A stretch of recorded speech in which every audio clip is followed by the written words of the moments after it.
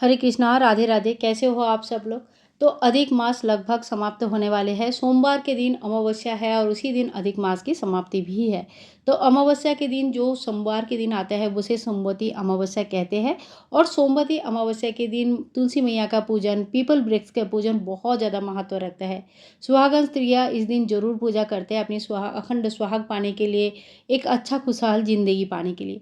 तो आज के वीडियो में हम देखेंगे कि लास्ट दिन हमें पूजा पाठ कैसे करनी है। तो देखिए, सबसे पहले तो जो पहला काम होता है कि आज लास्ट दिन है, अमावस्या का दिन है, तो सुबह घर का साफ सफाई बहुत अच्छे से पहले ही करके रखिए।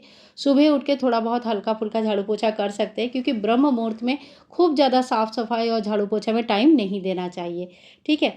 तो मतलब एकदम डीप क्लीनिंग में लग जाएंगे ना, तो ब्रह्म मुहूर्त का पूरा टाइम आपका सिर्फ क्लीनिंग में ही चला जाएगा, फिर आप पूजा पाठ टाइमली नहीं कर पाएंगे। ठीक है। तो ये काफ़ी बार क्वेश्चन आता है, इसलिए ये बता रही हूँ।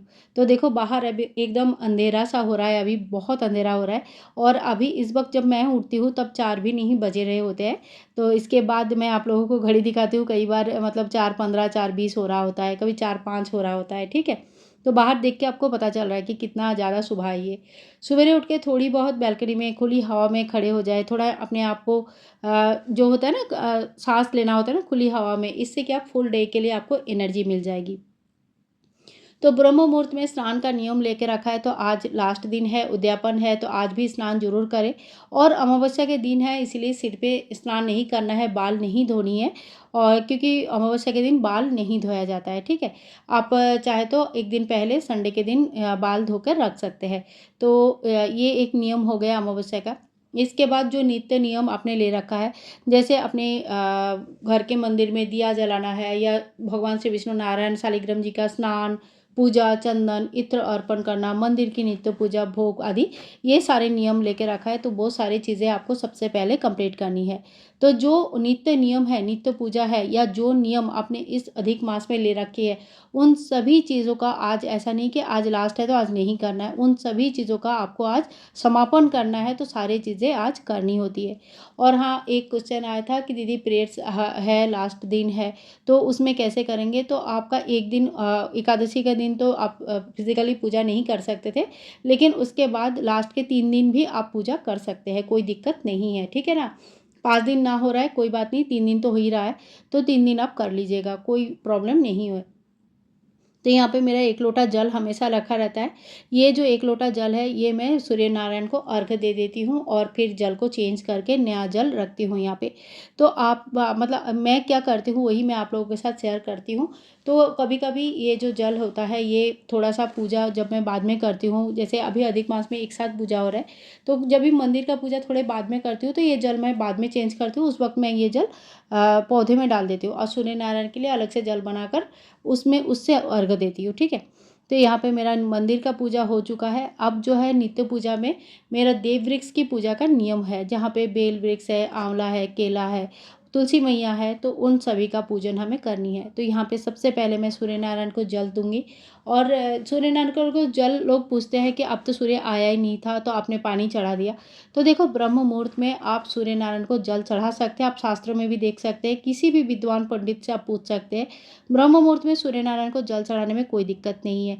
तो आप उगते सूरज को देख के भी जल चढ़ा सकते हैं, या तो फिर एकदम ब्रह्म मुहूर्त में जब सूरज की किरणें आ जाती है हल्की हल्की, तभी भी जल चढ़ाया जा सकता है। तो यहाँ पे मैंने भगवान को भोग लगा दिया है, दिया जला दिया है।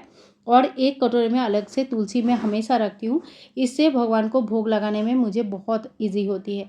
अब जो है यहाँ पे मैं अपना माला जप कर लूँगी, पूजा पाठ जो भी मेरा नियम है वो कर लेंगे। और अगर आप कथा पढ़ रहे हैं, तो कथा का जो अध्याय है, अगर आपका कोई छूटा हुआ है, तो वो सारे अध्याय एक ही दिन में आज ही पढ़ के पूरा अध्याय को कंप्लीट कर लीजिए। मतलब कथा का जो बुक है उसे आज कंप्लीट कर लीजिएगा।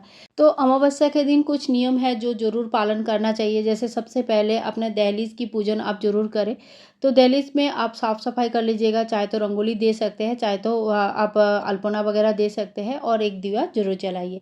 इसके बाद मंदिर की पूजा कर लेंगे, अपना तुलसी मैया को जल चढ़ाएंगे। और जब रोटी बनाएंगे, तो पहले जो रोटी बनेगी, सबसे पहली रोटी या सबसे पहले का जो 5 रोटी है, जितना भी आप देना चाहते उतने आप गौ माता के लिए जरूर निकाल दें। अमावस्या के दिन गौ माता को खिलाने से, उनको खाना देने से पितृ दोष निवारण होता है और बहुत तरह का दुख कष्ट से मुक्ति मिल जाती है। मतलब ये ना 33 कोटि भगवान को भोग चढ़ाने समान होता है। तो ये काम आप लोग ज़रूर करें।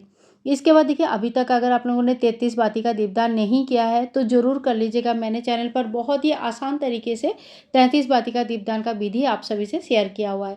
तो यहाँ पे मैं 33 बाती का दीपदान करती हूँ और वो ही मैं कर रही हूँ। एकादशी के दिन जब भी करेंगे, कोई भी कभी भी आगे आप दीपदान करेंगे तो उसमें तिल का आसन ही यूज़ होता है, क्योंकि आप अभी अमावस्या का पूजा मैं बता रही हूँ तो यहाँ पे मैंने चावल का आसन लगाया है। अमावस्या में, पूर्णिमा में चावल का आसन लगाया जा सकता है।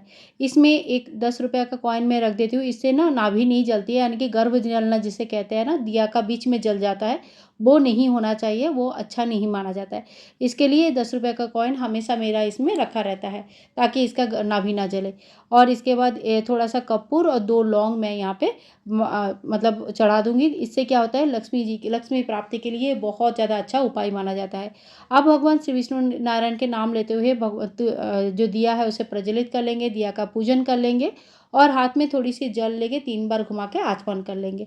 दीपदान का संपूर्ण विधि मैंने अलग से शेयर करके रखा है, ज़रूर देख लीजिएगा। और 33 बाती का दीपदान कब करना है ये भी आप लोग क्वेश्चन करते हैं, तो आप इसे ब्रह्म मुहूर्त में एकदम सुबह-सुबह सूर्योदय से पहले कर सकते हैं, अगर स्नान आदि हो गया है तो। और नहीं तो आप शाम के समय गोधूली बेला में करें। इसके बाद कोई भी पाठ का जो नियम है, आपका पाठ आप ज़रूर कर लें। नित्य पाठ का कुछ नियम सभी का रहता है और नहीं भी है तभी भी आप नियम ले सकते हैं, क्योंकि कोई एक पाठ करने से इंसान को बहुत ज़्यादा फ़ायदे होते हैं। तो एक पाठ, एक माला जप, ये सारे नियम हमारा होना चाहिए। बहुत ज़्यादा समय नहीं लगता है, बस आदत की बात होती है। पहले 20-21 दिन बहुत लगेगा, बहुत टाइम हो जाए, बाद में इतना फटाफट होता है ना सारी चीज़ें। एक बार आदत हो जाता है ना तो बिल्कुल एकदम ऐसा फ़ील ही नहीं होता है कि इतना बड़ा चीज़ है।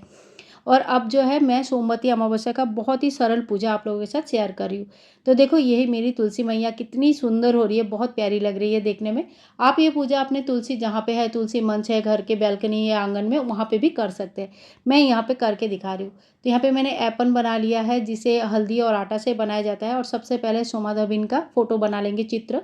एक मतलब आपको एक औरत का चित्र बनाना होता है, बहुत ज़्यादा परफेक्ट होने की कोई ज़रूरत नहीं है।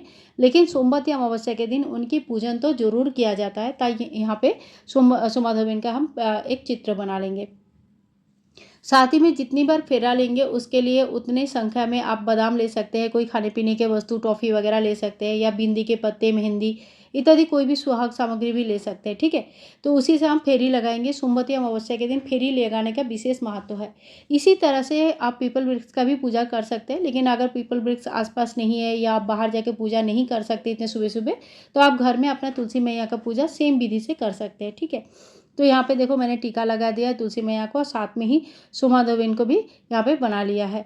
और कोई भी देव वृक्ष की जो पूजा होता है तो सबसे पहले जल चढ़ाया जाता है।